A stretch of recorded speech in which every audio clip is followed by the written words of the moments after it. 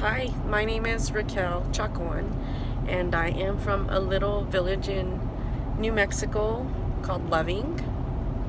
And I'm here today just kind of to give you a little testimony about what I went through this last week, actually, a few years. I have a little girl that suffers from rheumatoid arthritis. She was diagnosed at a really young age. I think she was about 4, and it progressed over the years. She's 13 now. She has been on methotrexate, which is a low dose chemo to try to help with her flare-ups. Started with injections, and that was just mentally hard on her.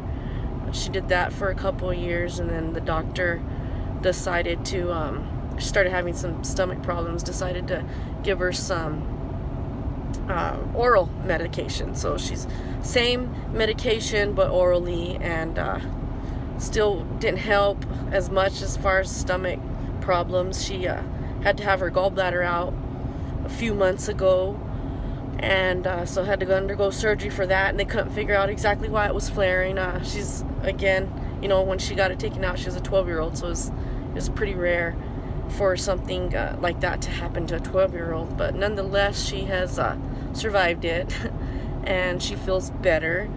And she got a calling,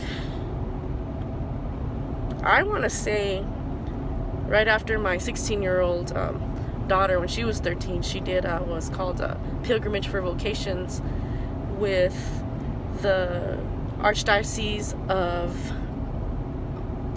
Santa Fe in northern New Mexico. And this is the June pilgrimage. So what it consists of is about 100 miles of walking. Now, she, again, reminding you, is rheumatoid arthritis, gets flare-ups, sometimes cannot get out of bed, sometimes cannot brush her teeth without me helping her, cannot tie her shoes, but is an avid athlete. You couldn't tell when she's out there, because when she gets out there, she goes 110%. Because of doctors, her doctor is amazing. She goes to a pediatric rheumatologist in Lubbock, and the medication, she's able to do this stuff. So anyway, back to her little calling. My daughter, completed this pilgrimage. She had walked from Costilla, New Mexico, something kind of that our family has done before through, the Archdiocese, like I said. My daughter walked from Costilla, New Mexico to Chimayo, New Mexico. And if you want to look that up on what Chimayo is, it's a sacred place, and there's sacred soil there, is what we believe as Catholics. And so my daughter decided to embark in this journey also. I've been pretty skeptical about it, to tell you the truth. She's, not just has rheumatoid, but she's been through a lot.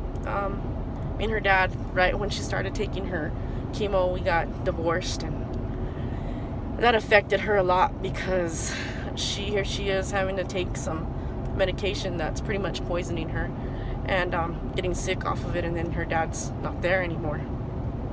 So she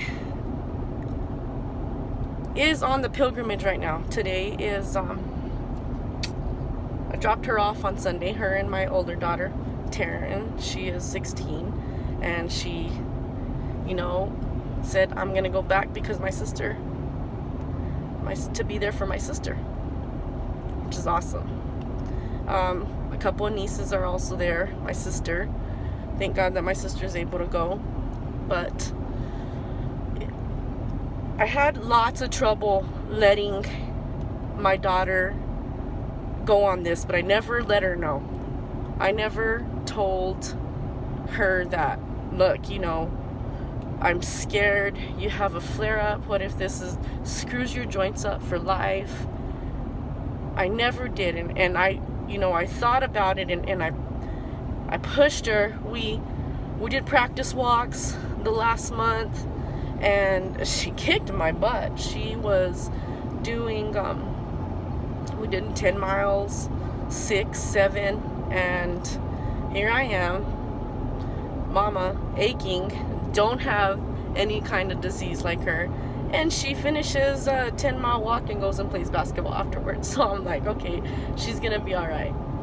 Well, I dropped her off and my emotions started flowing.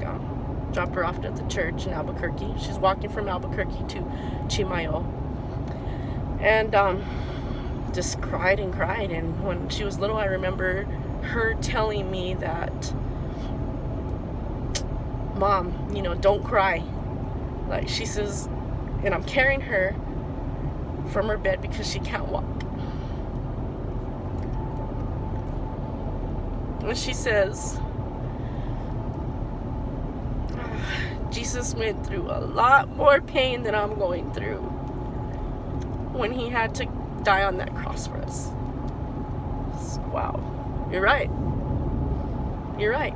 Here's my 6-year-old little daughter shedding light on me actually having faith and letting God take over. So I remembered that when I dropped her off again. All right, that's right. And then I started driving down the road and had about a 5-hour drive, so I had a lot of time to think. And my youngest, she's not able to go on the walk yet, but she is 12 and she's very quiet. I figured out without her sister, she's very quiet. And I started thinking of it in a whole different way. I was like, Katie's right. And that's the way she gets through things, because she knows the pain she's enduring is nothing compared to that Christ did. But how do I as a mother just sit back and watch it as she goes through her own trials? And then I started thinking, well, Jesus had a mom too. And what pain she must have felt by letting her only son walk down Calvary, enduring all the pain that he was enduring, all the ridiculing, all people spitting on him, and just watch him do it because she knew that was what God's will was. So I started talking to my mom. Of course, my mom is my hero. She's my everything. She's the one I go to talk to her, let her know how I'm doing, what I need. She's my guidance counselor. She's my everything. And so she tells me, you know what? I know it's hard, but this is her call. This is not your call from God. This is her call. And she's absolutely right. So I finally, after that day, I let go and I let God. And she is on that pilgrimage, and I am going to pick her up Saturday morning. She's going to march in with 3 other groups. She's in a group of about 65 women, I believe. And I'm excited and I'm proud of her that she accepted that call, and that my older daughter had too also. Taryn, and for being there for her. It's amazing. They're just very blessed to have the kids that I have. But I just wanted to share my testimony as a mother and learning how to let go and let God when your child gets the call, even though you're not quite sure that medically or physically they're able to endure what he's calling them to do. Because I guarantee you, you come back from pilgrimage and you see life differently. You're able to endure more heartache, because we have heartache in life. You're able to have stronger faith. You're able to rely on others. Sometimes we try to take it upon ourselves to plan our lives out, and God has our lives already planned out for us, and we forget that. So just wanted to share that with you, my little testimony about letting your kids accept the call. So I hope this helps and reaches somebody. Thank you. God bless.